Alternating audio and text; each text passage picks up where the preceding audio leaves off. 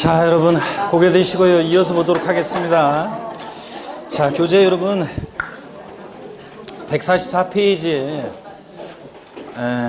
수업 시간에도 이렇게 활기차고 화기애애하고 이래야 되는데 아까 그냥 복습할 때 오늘 저 복습 시간도 다른 곳에서 20분이면 되는 걸 갖다가 꼭 10분씩 더 하게 된단 말이죠, 여러분들. 그러니까 여러분들이 몸으로 때워야지 뭐 그러면 늦게 가는 수밖에 없죠. 자, 지금도 그렇습니다. 자, 이런 활기찬 분위기를 이어서 144페이지 하단에 양가로 2번 보면 별도 합산에서 제외되는 경우 자, 145페이지 참 양가로 3번이에요. 145페이지 양가로 3번 별도 합산 대상 의제 토지요. 되게 이런 것들이 어떤 것들이냐면요, 여러분. 나대지 공지 상태예요. 그런데도 우리가 일반 건축물의 부속 토지가 기준 면적 이내일 때 별도 합산이잖아요. 건축물 바닥 면적에다가 용도적에 따른 적용비를 곱한 면적 이렇게 해서 한 면적 이내 토지가 별도인데 공지 상태예요. 그런데도 일정 면적까지는 이 업종의 특성상 공지를 필요로 하는 업종이에요. 그래서 공지를 필요로 하는 업종이기 때문에 일정 면적까지는 사업용 토지로 봐서 공지 상태인데도 별도 합산을 과세하는 것들이 이제 쫙 나옵니다. 그래서 상상을 해야 돼요. 이걸 이제 읽으면서 있잖아요. 이 업종을 상상을 해야 되는데, 자, 본문 한번 볼게요. 차고용 토지, 보세 창고용 토지, 시험 연구 검사용 토지, 물류단지 시설용 토지 등 공지 상태나 해당 토지 이용에 필요한 시설 등을 설치하여 업무 경제 활동에 활용되는 토지로서 법령이 정하는 다음에 언어에 해당하는 토지는 별도 합산 과세한다. 그래서요, 얘들을 이제 그 제목들을 자세한 내용은 필요 없고요. 제목만 이렇게 여러분들이 기억하시면 되는데. 자동차 운송 사업자 및 대여 사업자의 차고용 토지요. 여러분 자세한 내용은 필요 없어요. 시험 지문에 뭐 대여 사업 최저 보유 차고 면적의 뭐 1.5배 해당하는 면적 이런 거 나와도 이제 이런 것까지 바꿔서 시험에 나올 가능성은 극히 낮으니까 제목만 기억하시면 되는데 운수회사의 차고용 토지요. 여러분 운수회사의 차고지를 가보면 여러분요, 기사분들 관리하는 컨테이너 박스 하나 있고 그 다음에는 버스나 택시 세워주기 위해서 공지가 필요로 하잖아요. 그죠, 여러분들? 그잖아요. 차고지 가면 공지잖아요. 그렇지만 이 운수회사 할 때는 이 공지가 꼭 필요하잖아요. 공지 상태를 필요로 하는 토지이기 때문에 운수회사의 차고용 토지는 요 공지 상태지만 뭐 한다고 일정 면적까지는 별도 합산 과세합니다. 사업용 토지로 봐서 그 얘기고. 그 다음에 한쪽 가르친 2번 건설기계 대여사업자의 주기장 및 건설기계 정비업자의 5개 작업장용 토지예요. 여러분 포크레인이나 불도저 같은 거 세워놓는 그 업이라든가 또는 이걸 고치는 업, 대여하거나 뭐 이런 업으로 해요. 그러면 포크레인이나 불도저요. 자, 그거 고치는 또는 대여하는 업을 여기 우리 학원 있는 건물 5층에서 한다고 쳐요. 불도저 포크레인 건물 5층에서 여기다 이제 딱 이렇게 적재해놓고 있다가 들어올 수도 없겠죠?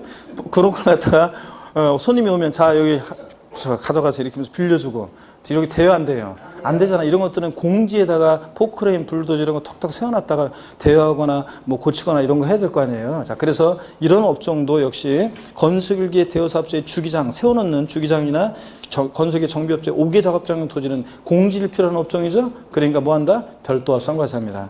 그 다음에 한쪽 가르친 3번 자동차 운전학원의 자동차 운전학원용 토지도 나왔네요. 여러분 보세요. 자동차 운전학원용 토지. 운전학원 가보면 여러분 운전면허 따실 때 같은 데 보면 지금 어떻게 되는지 모르지만 제가 예전에 운전면허 딸 때는요, 군대에서 제대해가지고 제가 한두 달 있다가 바로 이제 운전면허 따러 제가 갔어요. 저희 동네에 이제 운전학원에 갔는 데 있잖아요. 운전학원에 갔더니 그 주행 연습장, 코스 연습장 있고 그 다음에 건물이 있었는데 그 당시에는 가건물로 돼 있었어요. 예전에. 그래가지고 여기에 뭐 강의실 있고 그 다음에 사무실이 있더라고요. 근데 이 사무실 갔더니 접수하는 여직원이 제 동네에 어렸을 때 살았던 그 동네에 여자 그 후배였어요. 근데 걔가 한 2살 정도 아래였었는데 걔가 그 여상 졸업하고서 바로 여기 취업했나 봐요. 그래가지고 여기서 접수하고 있더라고요. 접수하는 여직원이더라고요. 그 저를 딱 보더니 어머 오빠 웬일이냐 그러면서 막 굉장히 반갑게 맞아주고요. 그러면서 커피도 빼다 주고 저 운전 가르쳐줄 강사분도 소개해주고 시설도 막 안내해주고 막 그랬어요. 그래가지고 제가 첫날 접수하고서 오면서 무슨 생각했냐면 군대에서 제대해가지고 얼마 안 돼가지고 야 역시 한국 사회에서는 인맥이 최고다. 역시 아는 사람이 있으니까 야 이게 좋구나 이런 생각을 했어요. 근데 자 운전 배우기 시작했는데 있죠. 처음에는 운전 가르쳐 주시는 강사분이, 아유, 저 유리 씨 아는 동네 오빠냐 그러면서 막 굉장히 처음에는 친절하게 반갑게 맞아주더니, 제가 이제 그 운전 배우면서 있죠? 그 1톤 포토 그거 있잖아요. 지금 그 클러치를 안 밟아가지고, 지금은 클러치를 밟을 줄 모르는데, 그 당시 클러치 밟으면서 이렇게 스틱이잖아요. 하는데, 막 어떻게 하다 보면 막 바로 그냥 시동 꺼먹고 뭐 하고, 그냥 또 뭐 이렇게 코스 같은 거 이런 거 하는데 어리버리하고, 제가 이리 꺾으는데 반대로 꺾고, 이렇게 꺾고, 일로 꺾고 막 어리버리하고 막 그러니까 있죠? 분위기 안 좋았어요. 분위기 안 좋았는데, 하루는 제가 여기 운전학원 가는 그 봉고차 있잖아요. 셔틀. 그 봉고차 거기 탔는데, 아줌마들이 있죠? 방석 안고 가면서, 거기다가 여자들은 그 방석을 왜 안고 다니지? 방석 안고 가면서 담배 두 갑을 갖고 가는 어떤 아줌마를 봤어요. 제가 딱 보는 순간 저도 육군 병장 제대했는데 눈치 딱 챘어요. 그래서 저도 내리자마자 매점 달려가지고 담배 두 갑 싸가지고 있죠?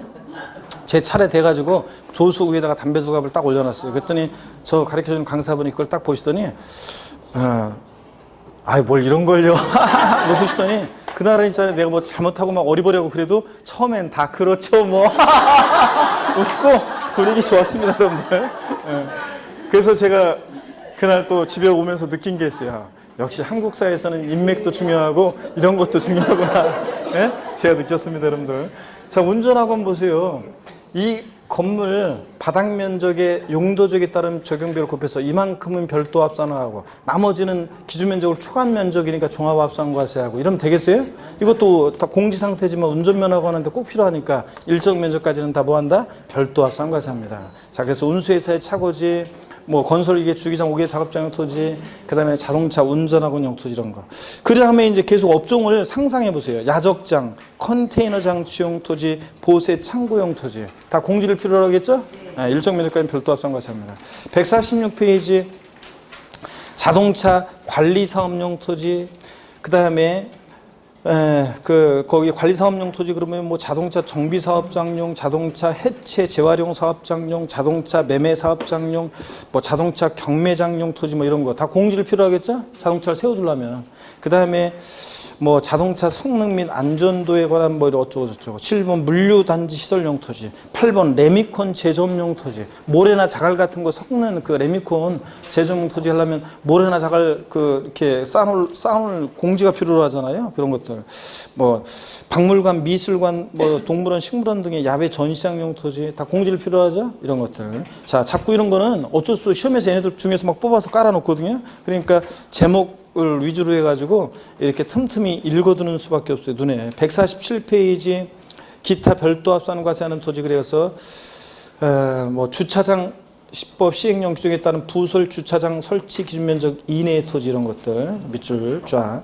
그 다음에 동그라미 2번 장사 등에 관한 법률에 따른 법인묘지용 토지로서 지적공무상 지목이 묘지인 토지. 이 법인묘지용 토지요. 이거는 공원묘지잖아요, 여러분들. 공원묘지에 공지해야지 묘를 쓰고 그렇잖아요. 사업용 토지죠, 이거. 법인묘지용 토지. 이건 사업용 토지고. 자, 그 다음에 동그라미 3번 다음에 규정된 임야. 그래서 다만 체육시설 설치 이용에 관한 법률에 따른 회원지 골프장 토지를 임야는 제외한다. 회원지 골프장 토지 임야는 고일분리과세하는 거고요.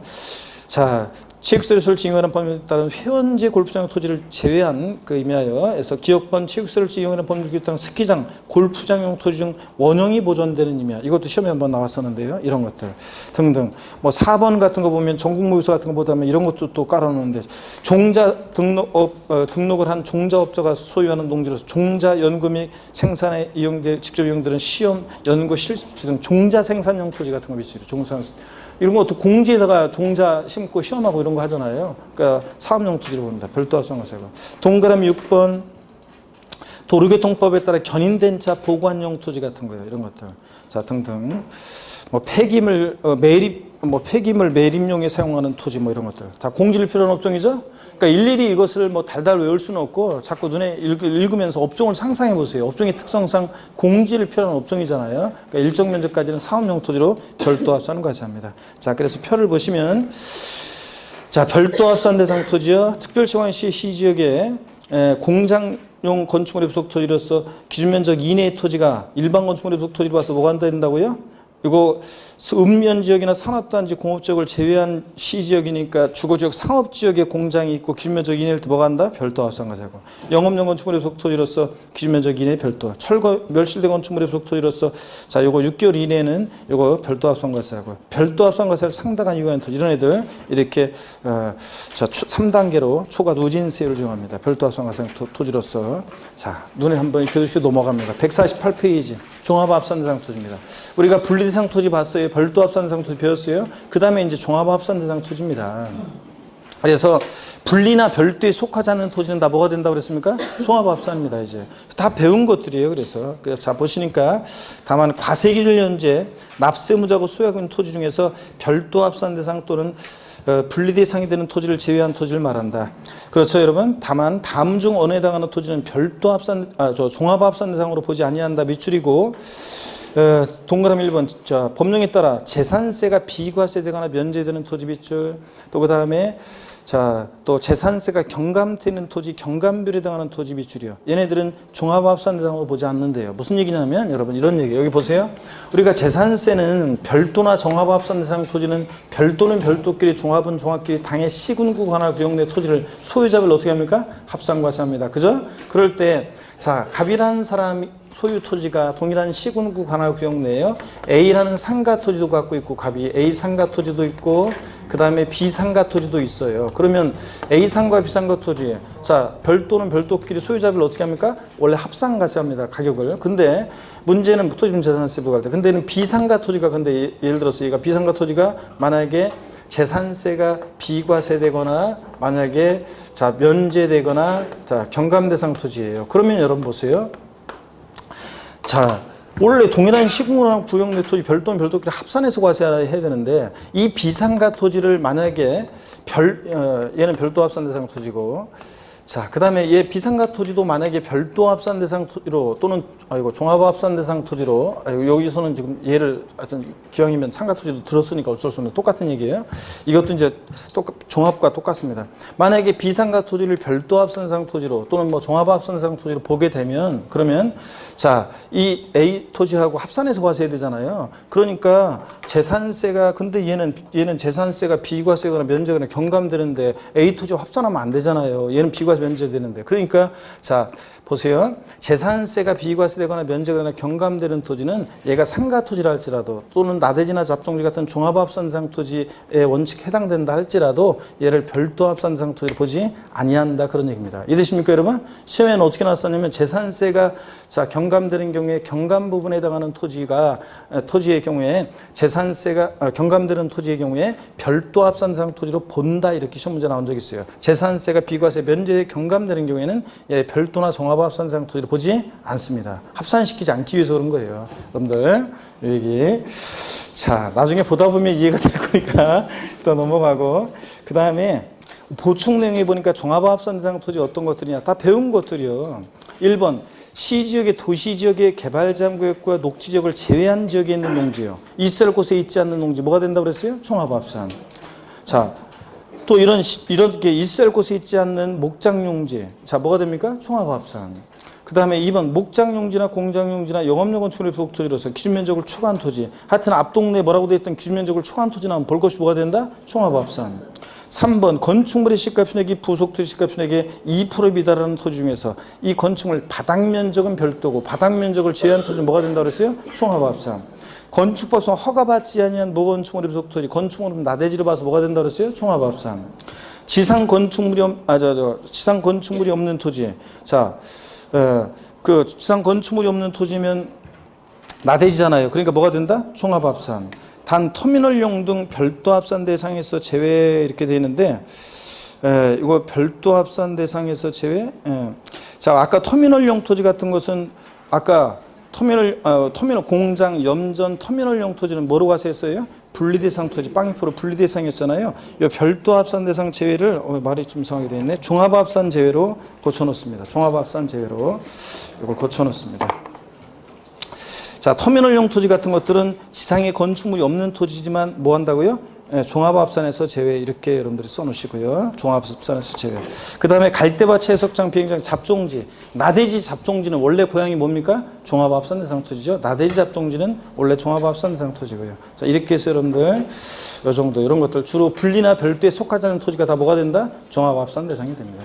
5번 신탁재산에 속하는 합산대상 토지 합산 방법 봅니다. 이것도 시험에 나와야 되는데 안 나오고 있는 거라 잘 보셔야 돼요. 아직 안 나왔기 때문에 신탁법에 따라 나올 수 있는 건데 안 나온 거라 잘 보셔야 되는데 신탁법에 따른 신탁재산에 속하는 종합합산대상 토지 및 별도 합산대상 토지 합산 방법은 다음과 같다. 원래 별도는 별도, 종합은 종합끼리 합산하는데 동일한 시군구 관할 구역 내 토지를 그럴 때 동그라미 1번 신탁재산에 속하는 토지는 수탁자 고유재산에 속하는 토지와 서로 합산하지 않습니다. 당연하죠. 그 다음에 동그라미 2번 위탁자별로 구분된 신탁재산에 속하는 토지 경우 위탁자별로는 각각 합산해야 한다 미술이었죠. 자, 그러면 어떤 얘기냐면 이런 얘기입니다. 여기 보세요 여러분들. 자, 어떤 얘기, 여기. 자, 예를 들어 갑이라는 사람과 을이라는 사람이 있는데요. 얘들 자 신탁법에 의해서 이제 신탁을 하는데 토지를 신탁을 하는데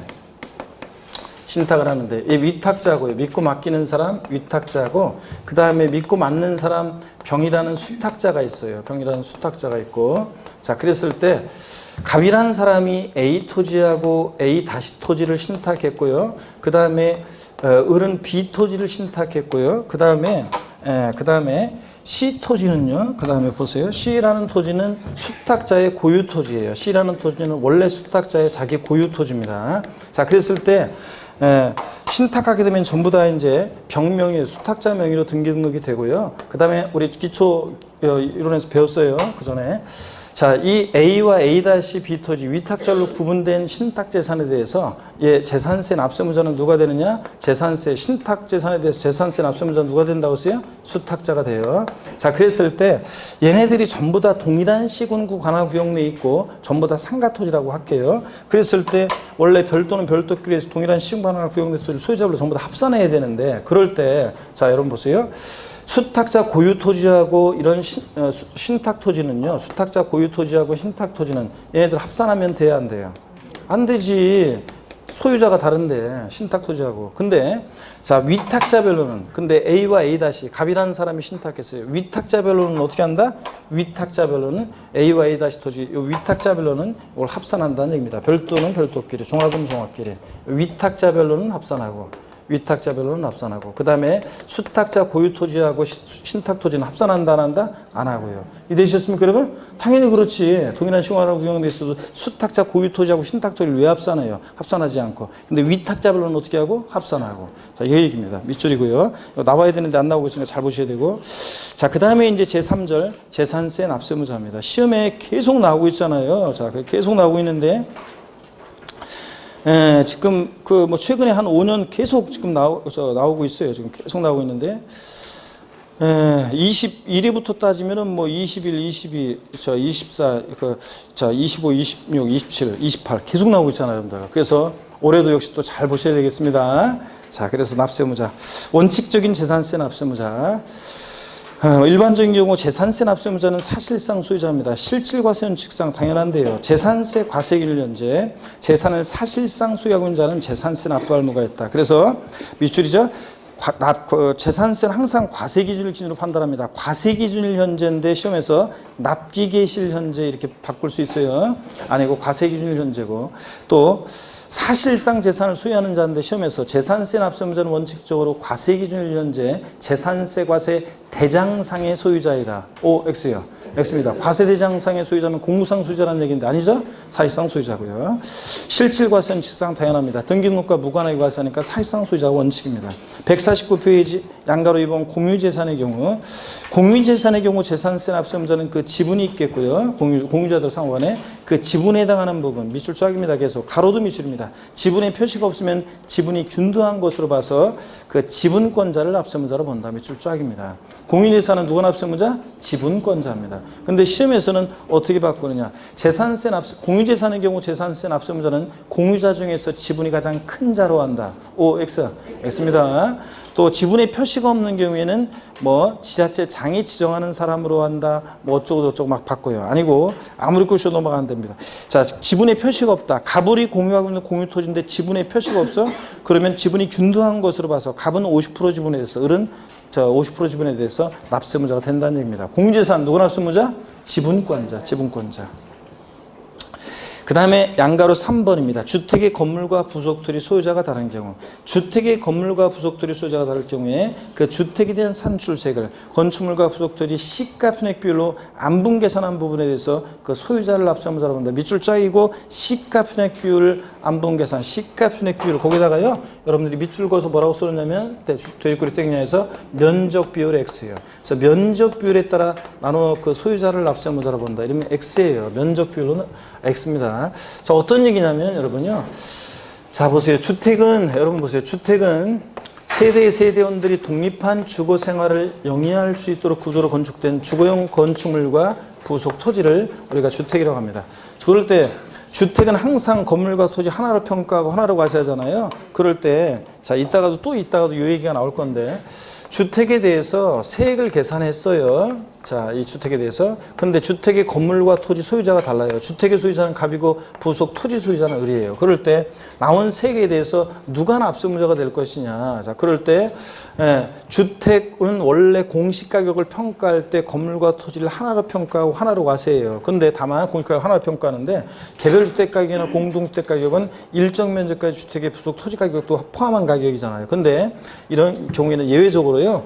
주택과 토지 시가 편익을 따로따로 구해봐요. 그랬더니 그 시가 편익 비율이 6대4의 비율이다. 예를 들자면 그럼 이 나온 세액의 60%는 토지 소유자 을이에요. 40%는 자, 주택의 소유자 갑이 재산세 납세무자가 된다는 얘기입니다. 주택의 건물과 토지 소유자가 다를 때 주택에 대한 산출세액에 대해서 누가 납세무자가 되느냐? 주택의 건물과 토지 시가 편익 비율로 나눠서 안분해서 각각 소유자를 납세무자로 합니다. 근데 시험에서는 뭐로 바꾼다고요? 면적비율, 주택의 건물과 토지 면적비율에 따라 나누어 그 소유자를 납세무자로 본다. 이렇게 바꿉니다.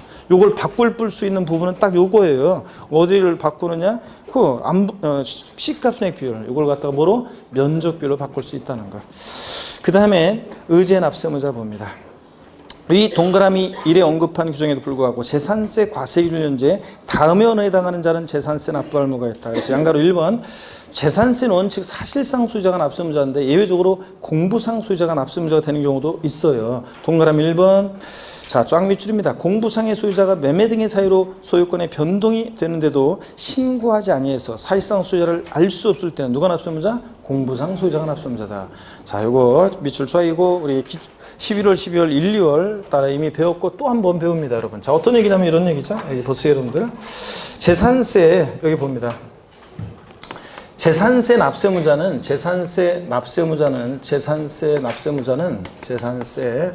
납세무자예요.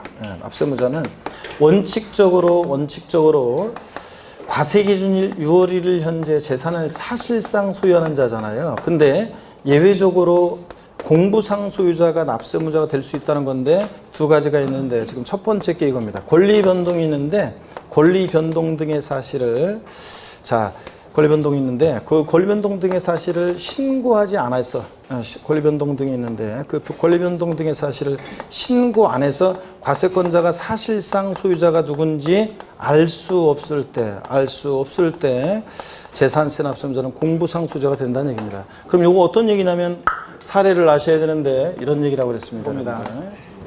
어떤 얘기냐? 갑이라는 사람과 을이라는 사람이 있는데 부동산을 매매할 때 몇 번 적어드린 겁니다. 매매할 때 계약금, 중도금, 잔금이 예를 들어서 올해 5월 31일 날 잔금을 치렀어요. 자, 근데 소유권 이전 등기는 6월 20일 날 등기가 됐다. 자, 그러면 당연도 재산세 납세무자는 누가 될 것이냐 그랬을 때 재산세는 항상 뭐든지 판단할 때 언제 기준으로 판단하냐? 과세 기준일 6월 1일 기준으로 판단합니다.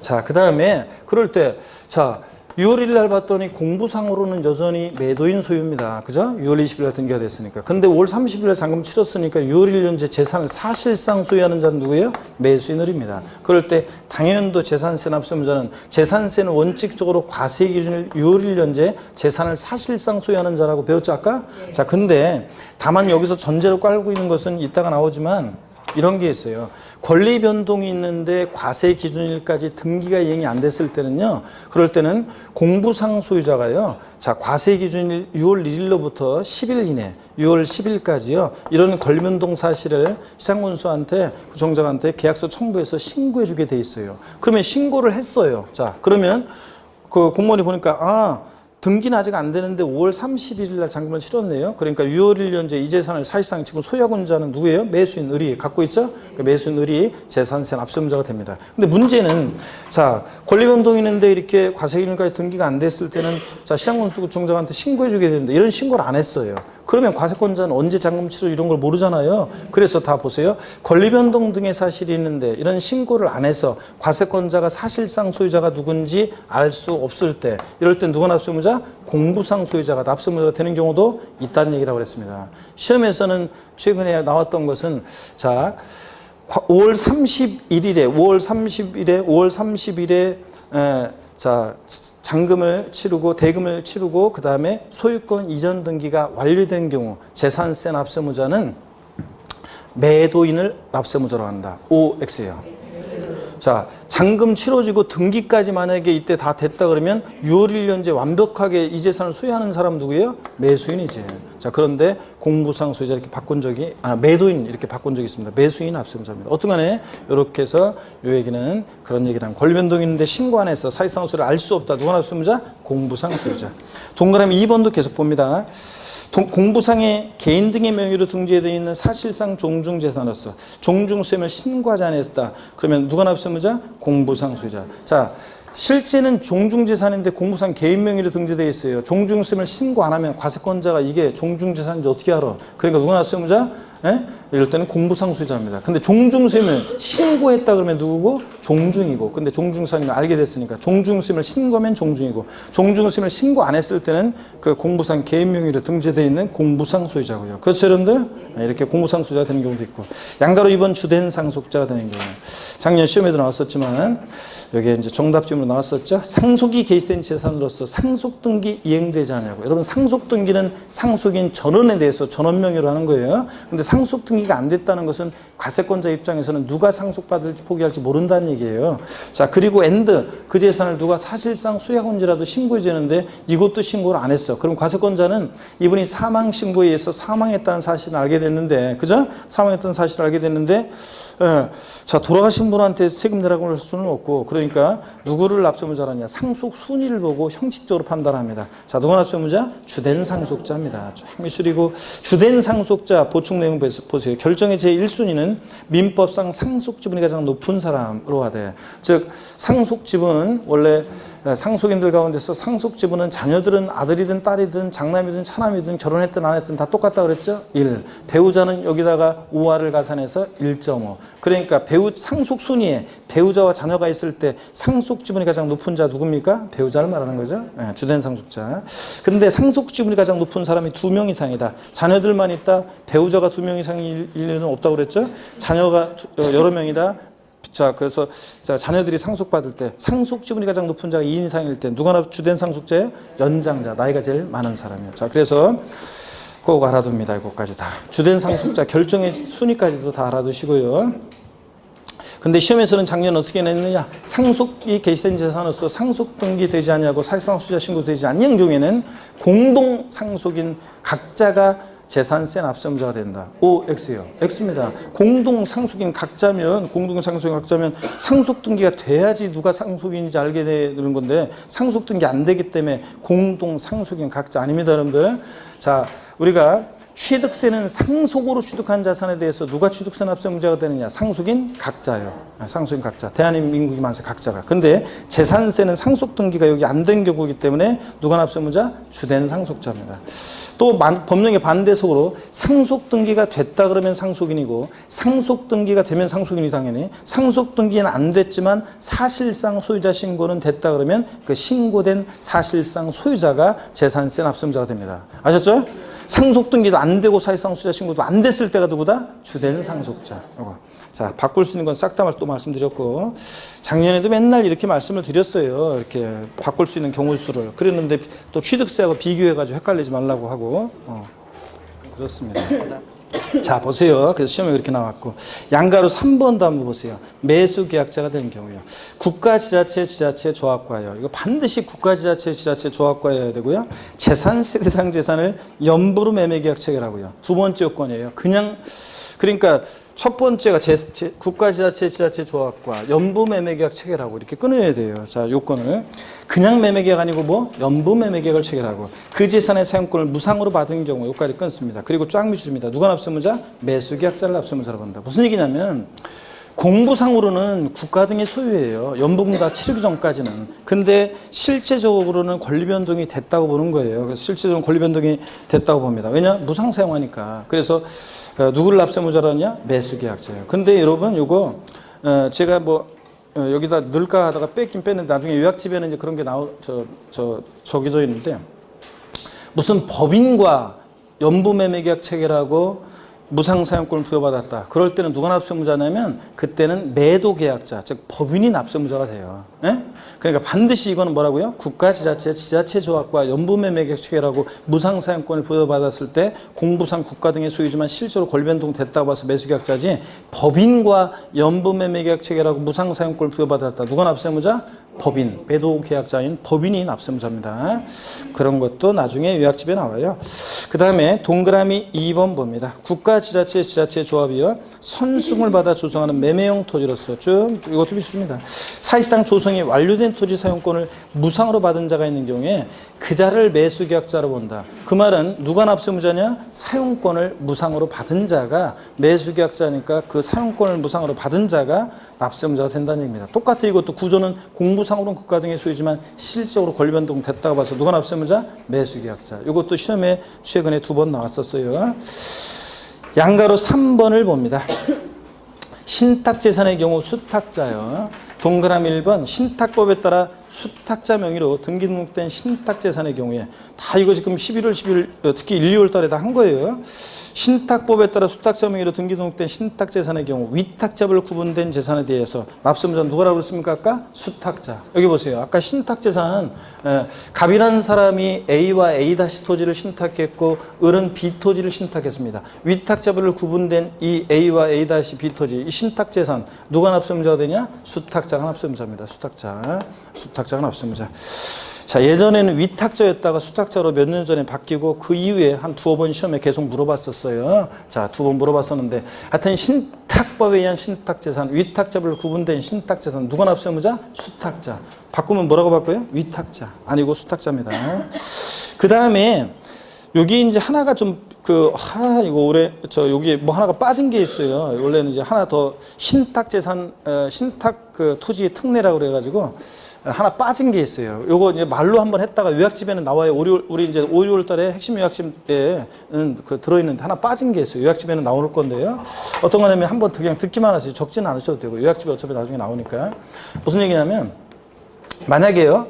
요 A 토지가 만약에 요 A 토지가 세금을 체납한 토지라고 할게요. 세금을 체납한 토지예요.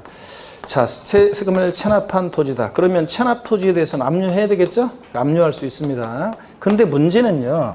이 B 토지하고 C 토지는 요 B 토지하고 C 토지는 압류하면 돼야 안 돼요? 요건 압류하면 돼야 안 돼요? 압류하면 안 되지. 자, 세금을 체납한 토지에 대해서는 이제 압류하게 되는데 자, 그런데 세금을 체납한 토지만 압류할 수 있는 거지 다른 토지는 압류하면 안 됩니다. 근데 문제는 또 보세요. 이 세금을 체납한 재산이 있는 속한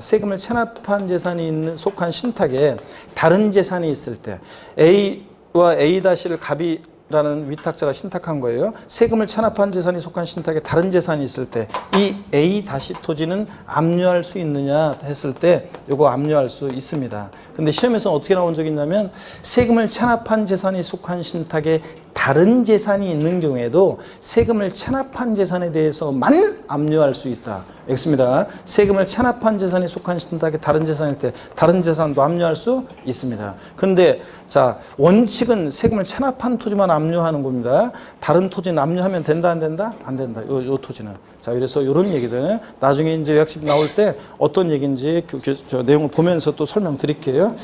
일단 거기에 빠져 있는데 다음에 요약집에서 나옵니다. 양가로 5번 봅니다. 체배지 또는 보류지의 경우 사업시행자가 되는 경우, 도시개발법에 따라 시행하는 환지 방식에 의한 도시개발 사업 및 도정법에 따른 정비사업의 시행에 따른, 자 여기부터 비출이죠. 또 환지계획에서 일정한 토지를 환지로 정하지 않냐고 체배지 보류지로 정한 경우에 누가 납세무자? 사업시행자.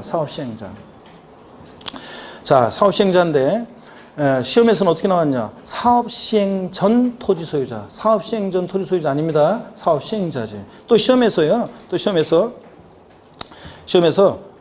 시험에서는 아닌데 전국모의고사 같은 데 보면 이렇게 바꿔요. 시공회사는 아닙니다, 여러분들. 누구라고요? 사업시행자지. 시공회사 아닙니다. 사업시행 전 토지 소유자도 아니고요. 저 사업시행자입니다. 그 다음에 양가로 6번 소유권의 귀속이 불분명한 경우 재산의 경우 사용자가 되는 경우. 참고를 보세요. 먼저 소유권의 귀속이 불분명하다는 게 어떤 거냐면, 소유권의 귀속이 불분명한 경우라고 하면 예규에서요, 소유권의 귀속 자체의 법적 분쟁이 발생해서 쟁송 중에 있거나 서로 소유권을 놓고 다투고 있어요. 그럼 재판 끝날 때까지 누가 승소할지 알 수 없잖아요. 그 다음에 공부상 소유자가 장기간 행방불명이에요. 자, 이럴 때 누가 납세무자가 될 것이냐. 자, 봅니다. 재산세 본문 보니까 과세일년제 소유권의 귀속이 분명하지 않아서 사실상 수자를 확인할 수 없는 경우에는 누가 납세무자? 사용자. 쫙 밑줄입니다. 재산세에서 사용자가 되는 건 딱 이거 하나예요. 소유권의 귀속이 불명할 때, 자, 사용자가 됩니다. 그래서 뭐 이런 얘기죠. 자, 예를 들자면 뭐 대표적으로 갑이라는 사람이 어떤 부동산에 대해서 갑이라는 사람이 이 부동산의 공부상 소유자인데요. 을이라는 사람이 소송을 제기해서 서로 자기 거라고 소유권을 놓고 쟁송 중이에요. 그러면 과세권자는 이 부동산의 소유권의 귀속이 불분명하잖아요. 그럴 때 누굴 납세무자로 할 것이냐. 자, 그럴 때 재산세는 수익세이기 때문에 현재 이 재산을 사용하고 있는 누구요? 사용자를 납세무자로 합니다. 사용자. 자, 그래서 뭐 임차인이 있다 그러면 그 임차인 이런 식으로 사용자가 납세무자입니다. 근데 시험에서는 어떻게 바꾸면 여지없이 틀리느냐. 소유권의 귀속이 불분명하여 사실상 소유자를 알 수 없는 경우에는 공부상 소유자를 납세무자로 한다. O, X예요. X입니다. 공부상 소유자는 어디 간지 알 수 없거나 그 자를 상대로 소송 중이니까 사용자입니다. 자, 됐고요. 그 다음에 제4절 봅니다. 자, 과세표준 및 세율이요. 재산세 세금 계산 어떻게 할 것이냐. 자, 중요하다고 그랬죠, 여러분?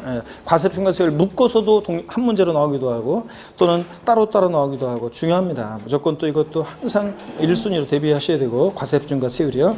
과세표준입니다. 재산세는 과세표준은 재산가액으로 하는데 본문 보세요. 이때 재산세 과세표준은 보통 징수하는 세금이니까 누가 과세표준을 결정해요? 지자체장이에요. 밑줄입니다. 재산세 과세표준은 지자체장이 결정하는데 개인 법인 소유에 관계없이 항상 시가표준액으로 한다. 밑줄 짝이야. 이거 별거 아니지만 이거 알고 있는지 시험에서 여러 번 물어봤다고 그랬습니다.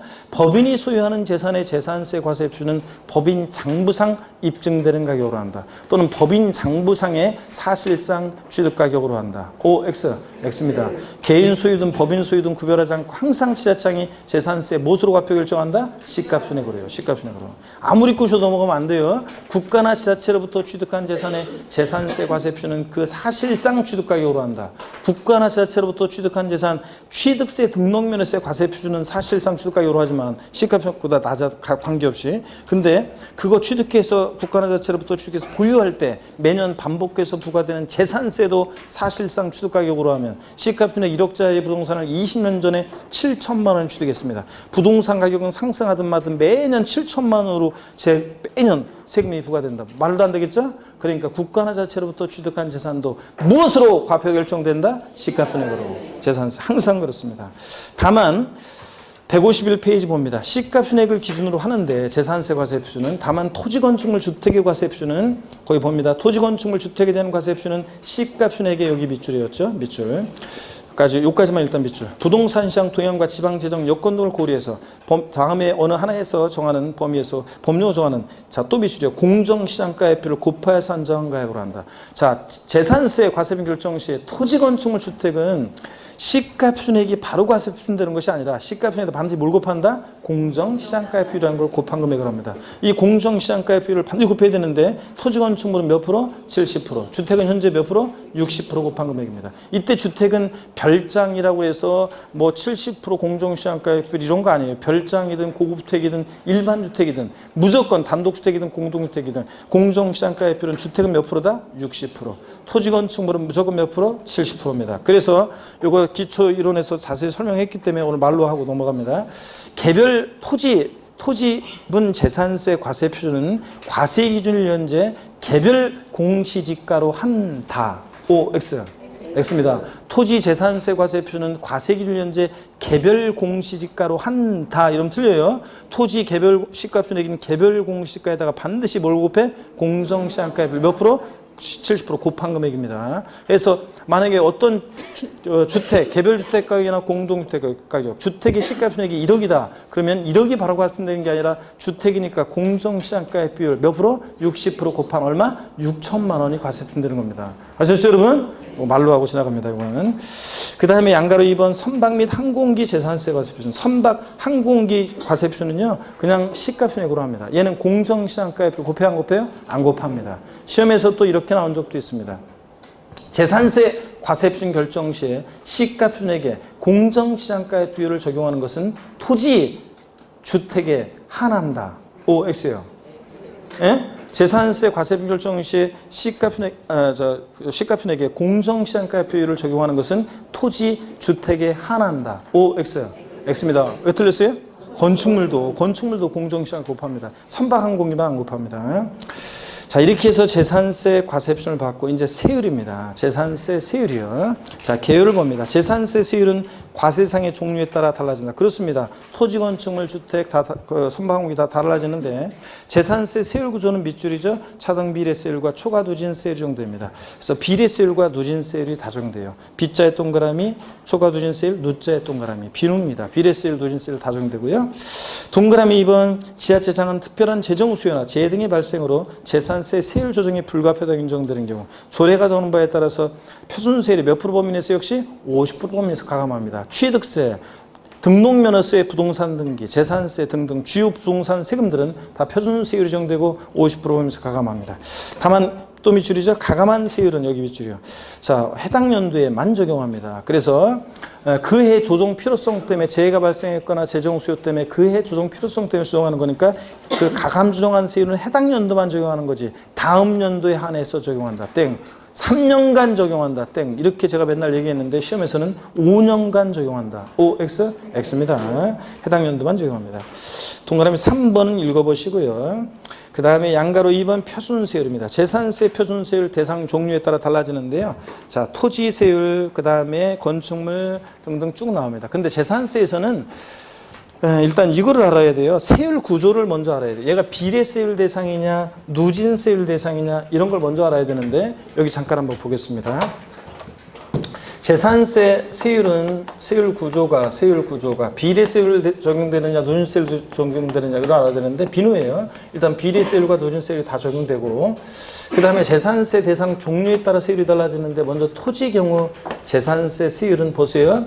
우리 모든 토지를 3개의 유형으로 나눴습니다. 재산세 분리대상 토지, 종합합산 대상 토지, 그 다음에 별도 합산 대상 토지 3개 용으로 나눴죠. 자, 그럴 때 먼저 세율 구조를 알아야 되는데 분리대상 토지는요 세율이요 007% 비례세율이 적용되는데 비례세율이 적용되죠. 비례세율인데 다 쓰진 않고 이렇게 하겠습니다. 비례세율이 적용되는데 비례세율인데 007 그 다음에 빵이 4 비례세율입니다. 007빵에서 비례세율이죠.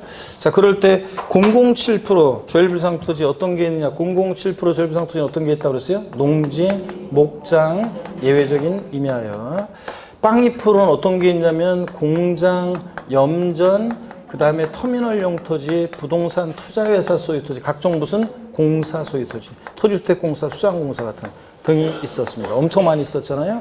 007빵에서 4%, 니네들 한번 죽어봐라. 4%니까 사치성 재산 토지죠. 그래서 고급 오락장용 토지, 그 그 다음에 골프장 내 토지요. 골프장 내 토지. 이런 것들이 4%입니다, 여러분들.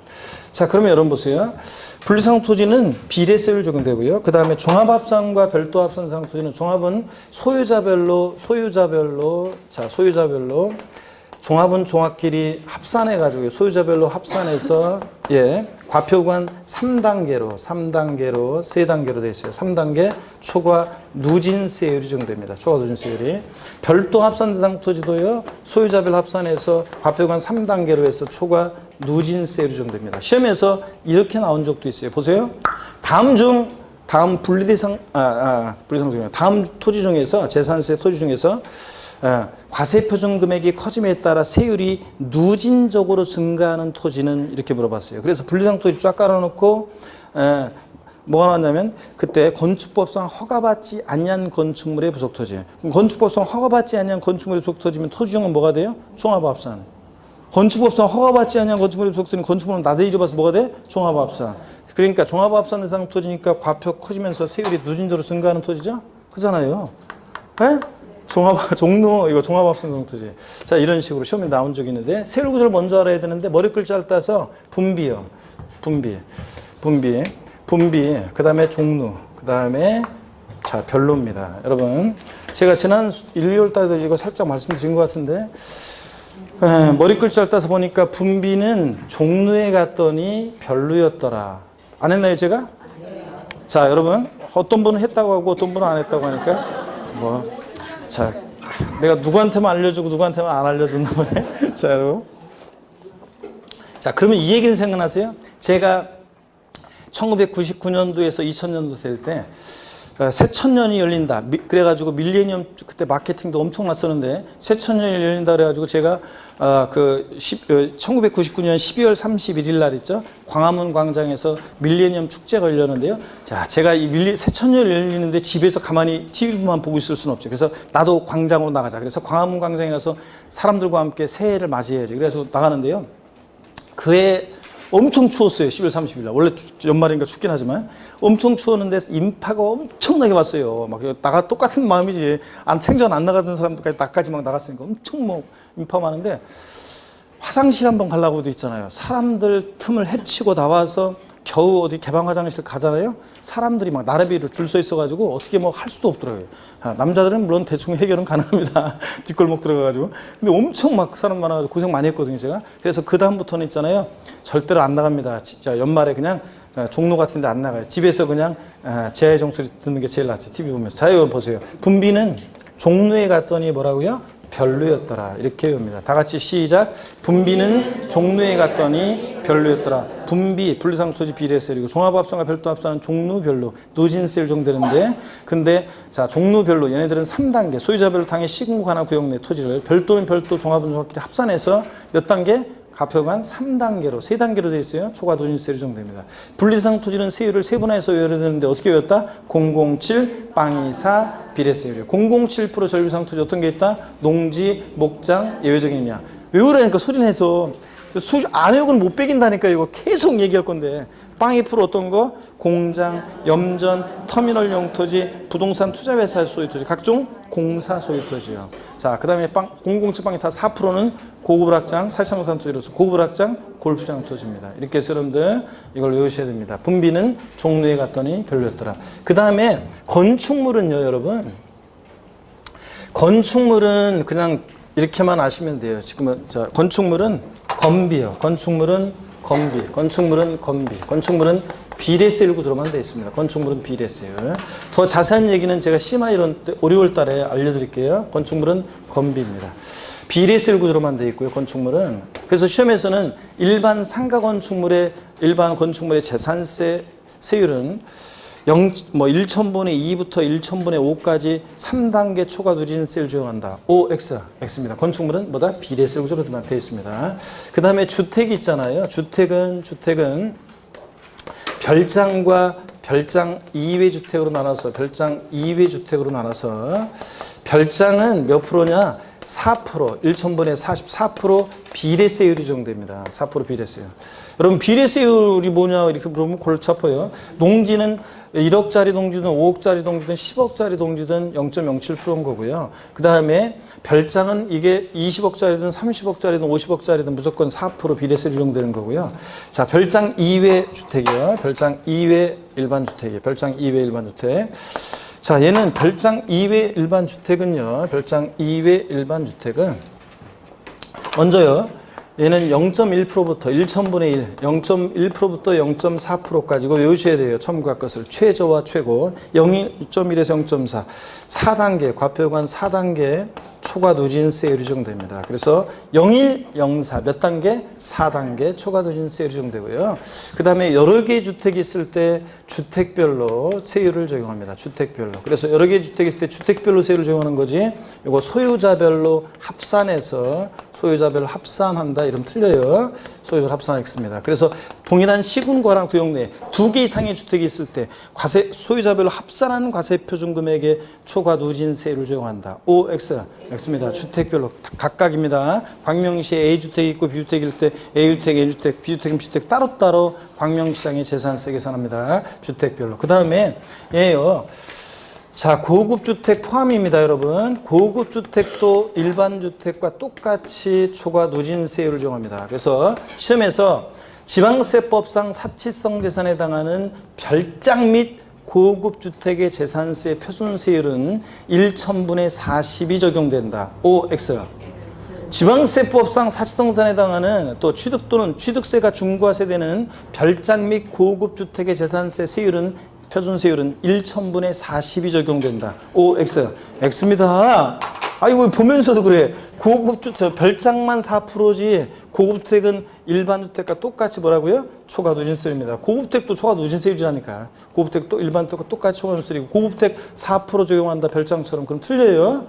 별거 아닌데 시험에 여러 번 물어봤는데 꼭 알아야 되는데 여러분들. 이렇게 해서 재산세 세율을 정리해드렸습니다. 교재 봅니다. 151페이지. 양가로 2번 표준세율, 토지세율입니다. 분리대상 토지. 납세무자가 소유하고 있는 해당 지자체 관할구역 안에 소유하는 분리대상이 되는 토지가액을 과세는 다음에 비례세율을 적용한다. 자, 동그라미 1번 분리대상 토지 제목 분자의 동그라미, 두 번째 줄 끝에 다음에 비례세율에서 밑줄이고 B자의 동그라미요. 분비죠, 여러분들? 자, 그럴 때 분리대상 토지는 저일분류, 고일분류 나눌 때 우리 어떻게 외웠냐? 007 빵24 비례세율이요. 거기 나와 있죠? 007% 저일분리상 토지 어떤 거? 농지, 목장, 예외적입니다. 빵2% 공장, 염전, 터미널 토지 등등등. 4% 사실상산 토지. 골프장, 고락형 토지요.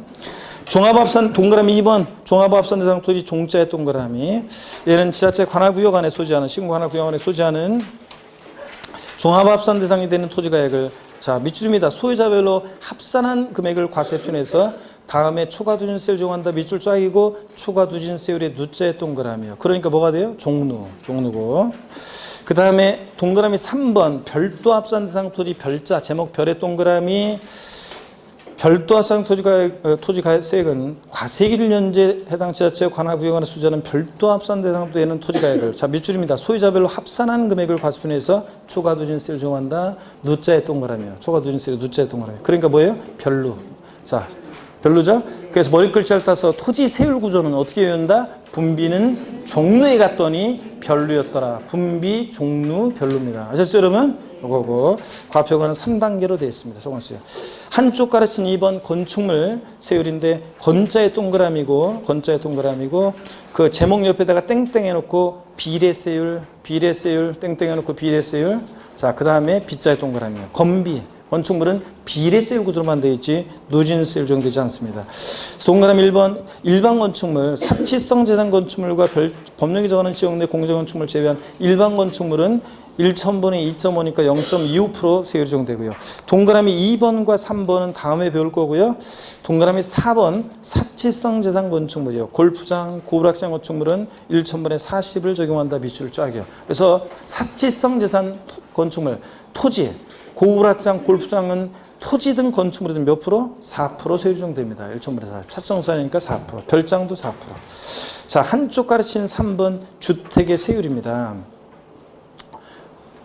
시간이 이렇게 됐네? 아이고, 잠깐 쉬었다가요. 우리 재산세 이제 다음 시간에는 세율 마무리를 짓고 납세 절차 자, 비과세 이런 것들 다 보고 종부세 다음 시간에 이어서 또 보겠습니다. 잠깐 쉬겠습니다, 여러분들.